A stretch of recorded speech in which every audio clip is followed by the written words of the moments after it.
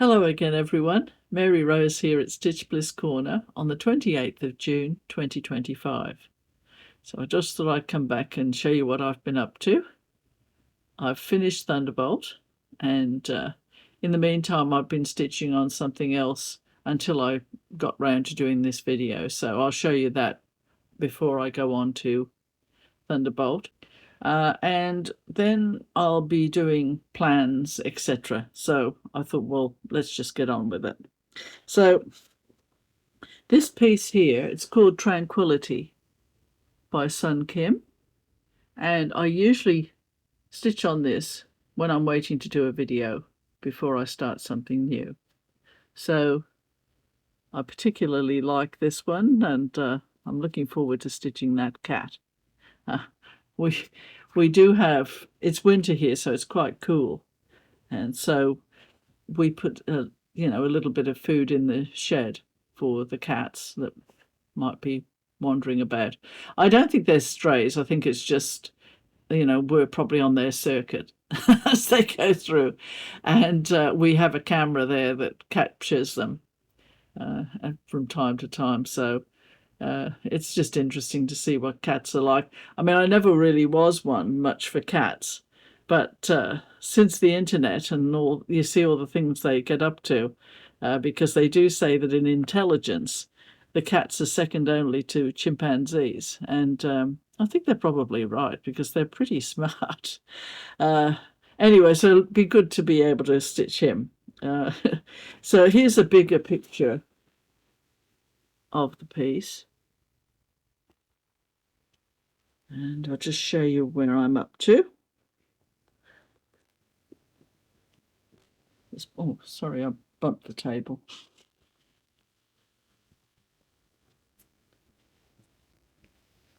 I've got something on my lap, so it's a bit bulky at the moment.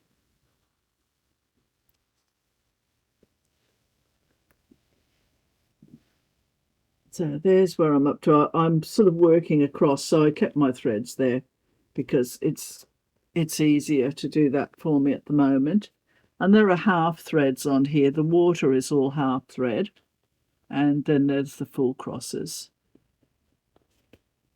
So it's great fun doing this one, and it's easy to put it down and pick it up again because I do have my gridding there, so it doesn't take me long to find out where I was up to.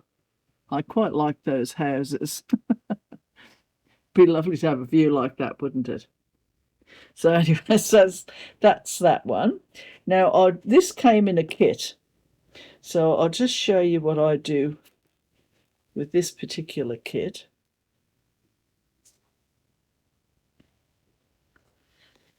It comes, or came, like that, with the numbers next to it. No color next to it or anything, just numbers. So what I did, because I do tend to wander off in my mind when I'm stitching, I like to make it lowest common denominator as far as going wrong is concerned. So what I usually do is, you see, I put some holes on one side and holes on the other side of the card, and then I put the color, and then I put, because it does say the color actually on the symbols, it says what color they are, but I just like to put it on there. And also I put the symbol as well, and so that when I'm actually taking the thread off, I can just do a quick check to make sure, yes, that is correct. And then, of course, I've got this other side here that if I'm disciplined enough and I've finished with the thread on the piece, I'll just put it through this hole, corresponding to the other side. That doesn't always happen. I usually have a little Ort container that I slip threads into, because you can always match them up later if you want to anyway.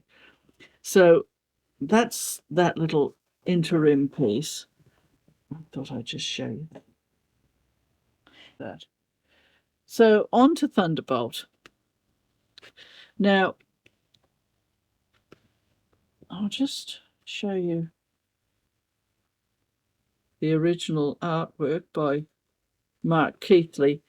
Now, Mark, I have done another one of his. he's a very good artist. And originally, that's the version with that particular background. Now, I, for whatever reason, wanted to try a different background. I wanted it to be more stormy looking. And so we used this fabric. Now, what happened was Harlequin printed out the fabric that we got. He printed that, and then he printed Thunderbolt, and then I cut Thunderbolt out and put him on here to see what he would look like with that particular fabric. And then we went ahead and got the fabric. Now, normally I would stitch always on 18 count Aida. Now, this particular fabric, printed fabric, was available in 18 count, but it wasn't a big enough piece of fabric for this particular stitching. So I got 20 count, which presented its own particular problems. 20 count, I find anyway, it's too small for 2 threads over 1, but at the same time it's a little bit big for 1 thread over 1.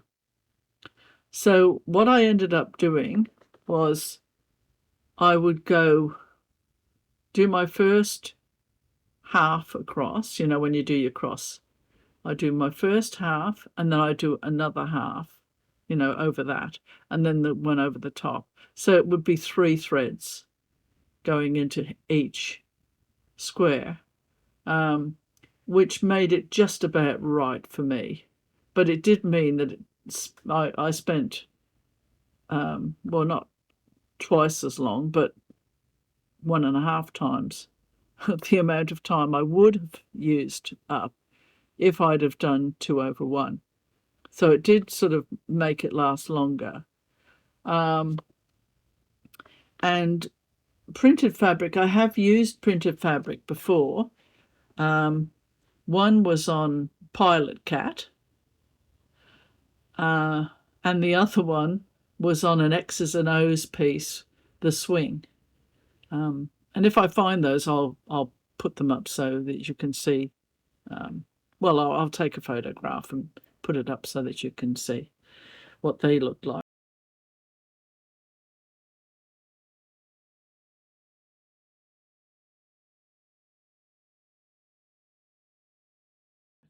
I'm not always a fan of printed fabric or, dyed fabric for your background, because I do like to stick usually with the actual original piece. But in this case, I couldn't help myself, and I hope Mark would forgive me for doing that. Now, was there anything else? Oh, the only other thing was, I know you can get charts where they will actually crop out the figure if you're wanting to stitch it, but you don't want the background. But in this case, I just decided to just see if I could do it without a cropping. And I think I managed to do it. It was a bit awkward, though, because when you're stitching a piece of artwork, naturally enough, the edges are not as defined as they could be, because it's art. So, naturally the paint is going to be a bit splotchy. So I did as best I could, and I was happy with how I finished up doing it.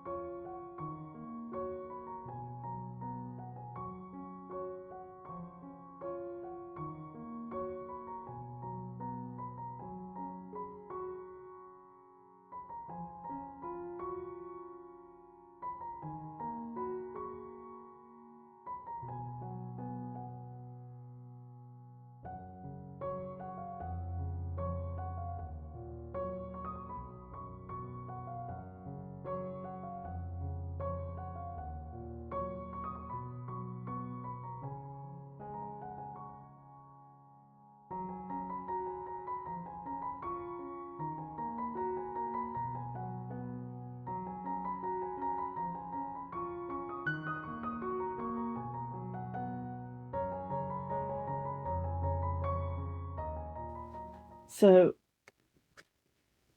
here is Thunderbolt. Now, the details of the fabric name, I'll get Harlequin to put it across the bottom because I don't have the details here with me at the moment. I did have them, but, you know, everything. Anyone who does videos will tell you that it doesn't matter how much you prepare to do a video. It's just not the same once you're doing it. You know, you can be sitting there thinking, oh, yes, I'll say this and I'll say that. And then you sit down to get started, and it's really quite difficult. I mean, I don't know how politicians manage. I really don't, because, you know, one bad word somewhere or one off word somewhere, and their career could end. And they've got all TV cameras in their faces and everything. I don't know how they do it. So here's Thunderbolt. I'll just show you the stitching. So I suppose with the 3-thread situation, he took longer than I thought he would, because I thought, oh, yes, I'm not stitching the background. You know, this won't take me long. Mind you, I did get sick for a little while, for about a week or so. I got another one of those dreaded lurks that seemed to be about, you know, related to probably the fallout of COVID, you know, I mean, all the mutations and everything. So, yes, I did have that for a little while. So that put a hole in things. So, but anyway, I'm really happy with him. And I think he's a fine fellow. So there you are. Thunderbolt. I'll just also go through the preparation of my threads. For anyone who didn't see my last video, I don't even know if I said much about it. But again, I do put the symbols down the side. I do number the cards.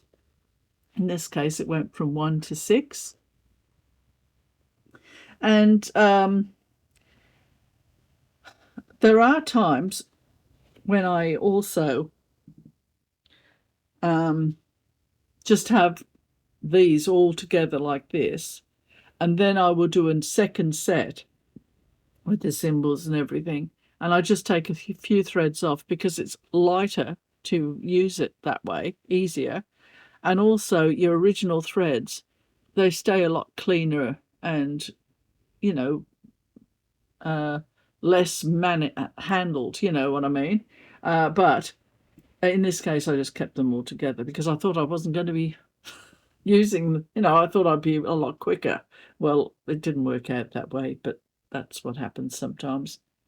And also, when I'm doing my cards, it can be quite easy to transpose numbers. For example, in this case, I've got 3023 and 3032. So what I usually do there is I give myself an extra reminder. So we've got 3023 there, and see, I've underlined that there, and then 3032. I'll put the symbol there and underline just to remind myself. And here 3031, and up here there's 3013.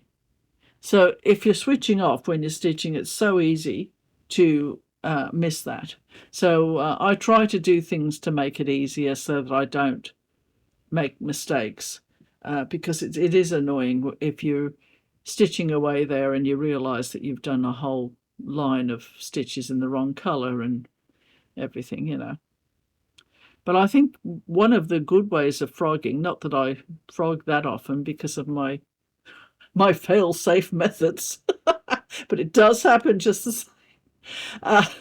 But if I have to frog a piece, I usually just wait until I'm watching TV or something and do it then, because it's a lot easier than, you know, doing it in your actual stitching time. Because when you're watching TV and you're sort of concentrating, if you've got the family around you or whatever, it's easier to just sit there and unpick when you're watching something like that and talking to people than it is thinking, oh, I'm doing this and I'm, you know, I should be stitching. Yeah. Anyway, so I'll just move that across. I've got, as usual, I've got all these bits and bobs around me. Now then, plans. I'm going to be stitching Marilynn Leavitt-Imblum, an angel. Now, I have stitched this angel before, but I did my own version because it was for a particular reason, which was in a previous video. And this is the one that I'm going to be stitching, Angel of Dreams.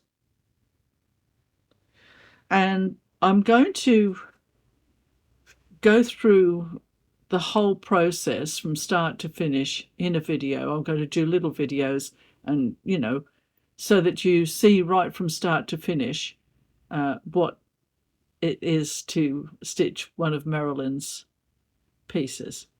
Now, the only thing I'm not doing is the beading. You know, I know a lot of people do like beads, and that's no problem at all. But for me, I just don't like using beads. I have beaded before, but it just doesn't do it for me. So because I wanted to be as authentic as possible, I hope you'll indulge me in this. But I decided to choose petite treasure braid metallic threads that are all already recommended anyway in the design. I got the colours of the beads as closely as possible, and I'm just going to use the metallic thread. So I think if you're a bead person, you'll still get the idea anyway of what this particular angel would look like originally done, the way Marilyn meant her to be. So the fabric that will be used is Zweigart 32 Count Blue Spruce. Here's a bigger picture of what she will look like.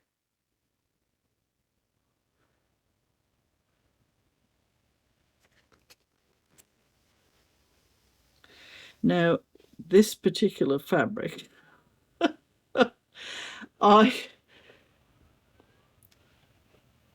it's not what I would normally use. So it's going to be a real challenge for me because I'm not someone that, sorry, I'm just looking for my backing board so I can just show you the fabric.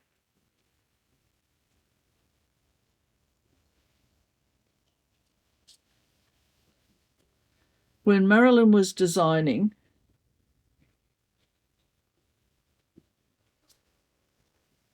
she basically started in a new era anyway, because the kind of cross stitch there was around when Marilyn was creating these pieces, generally speaking, it was pretty ordinary stuff. And she came along and put her own personal spin on everything and inspired a whole generation of designers. I mean, today there are amazing designs, and she really did set a great precedent for the stitchers and designers of today to follow.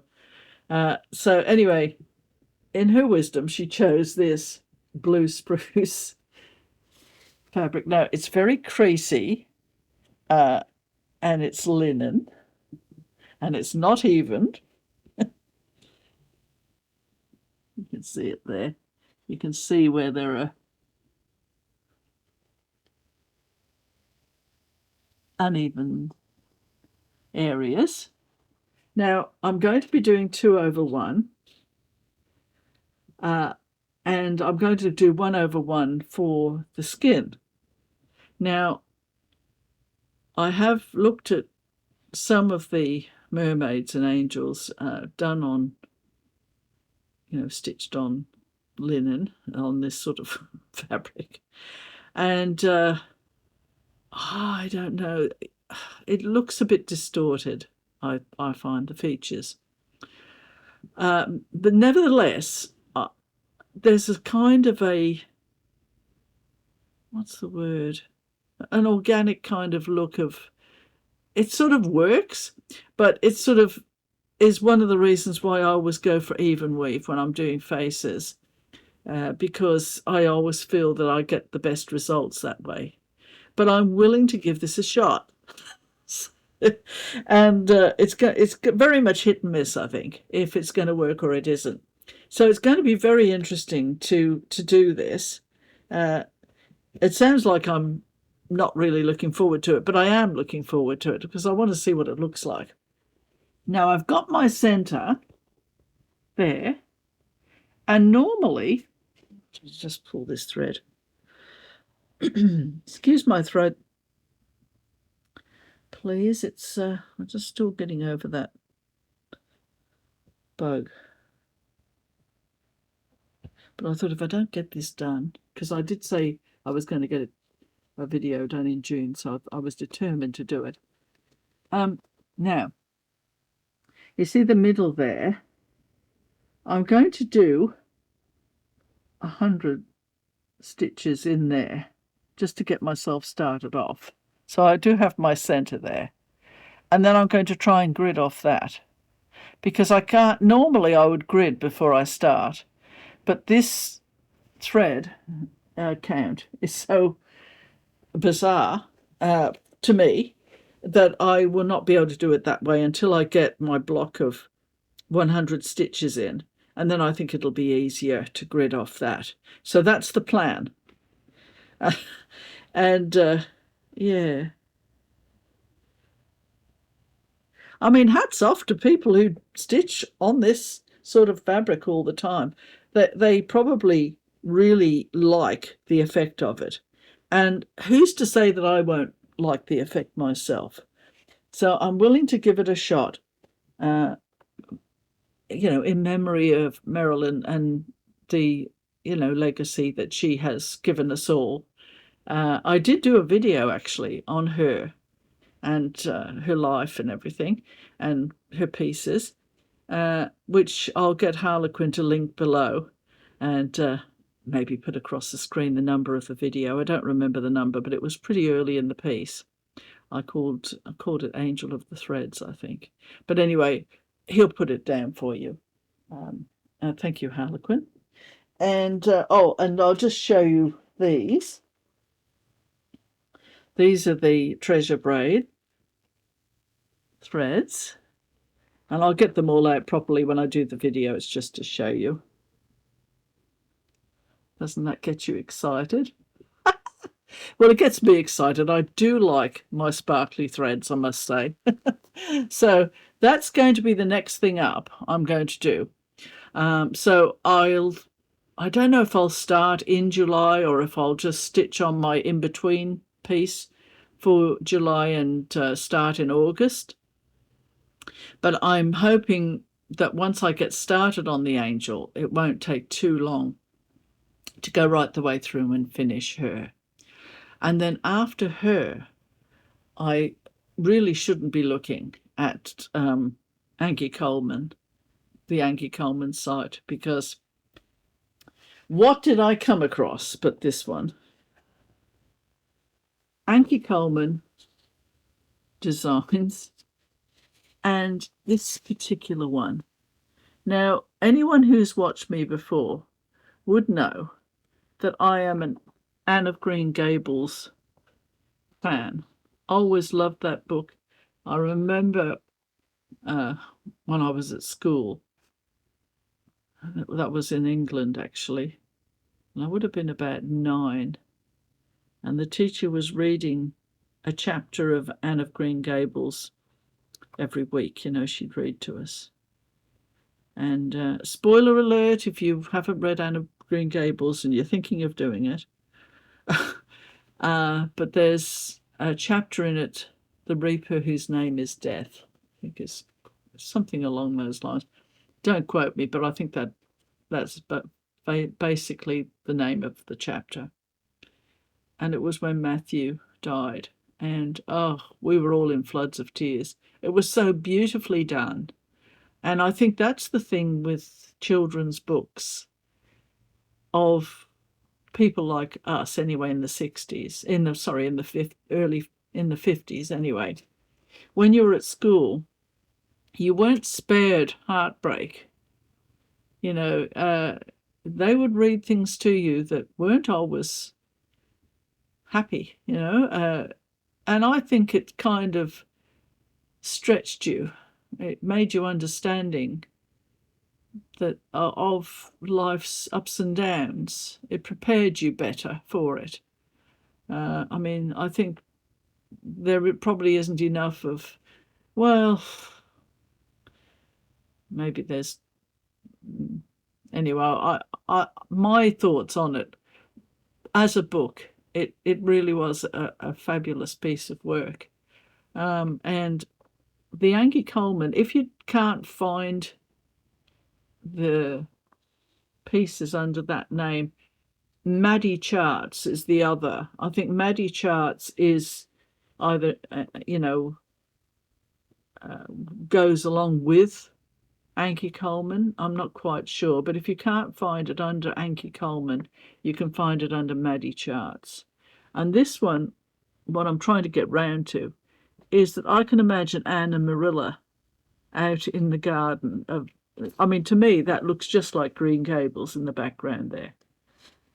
They were on Prince Edward Island, and the flowers, if you read Anne of Green Gables, it's all about the flowers and the beauty of the place and the trees. I mean, she had a tree outside her window, I mean, it's just so nice.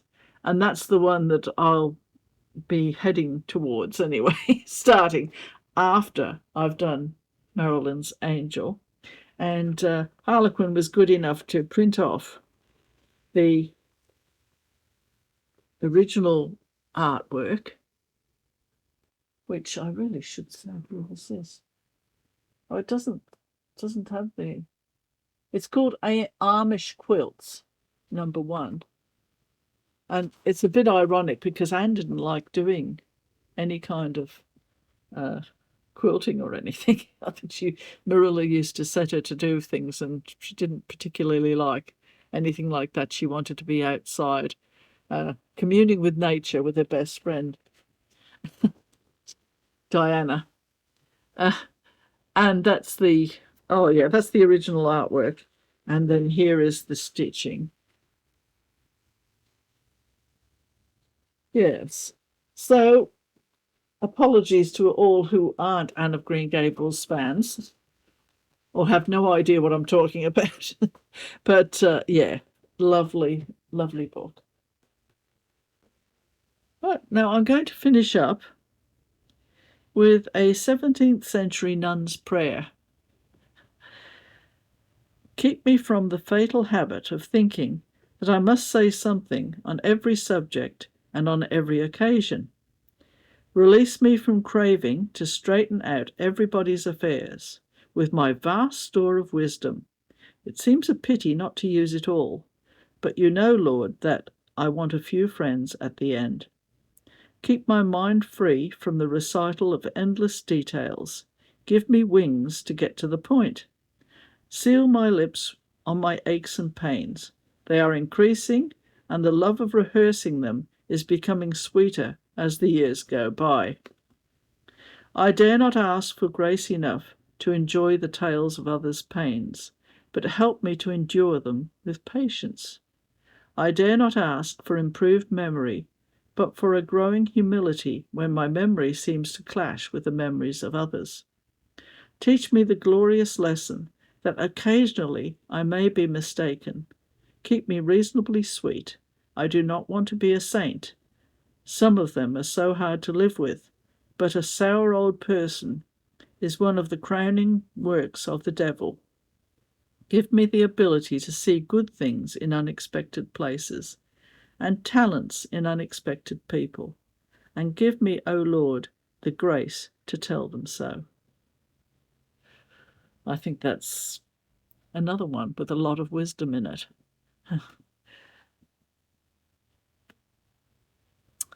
Well, I think that's about all that I have to say with this video. I wish you all the absolute very best. For people who stick with me and watch my videos. So I'm off now. Catch up with you later once I finish the angel, and you can see how I went with that. So wish me luck. So on that note, I'll say goodbye for now from Stitch Bliss Corner. Until next time.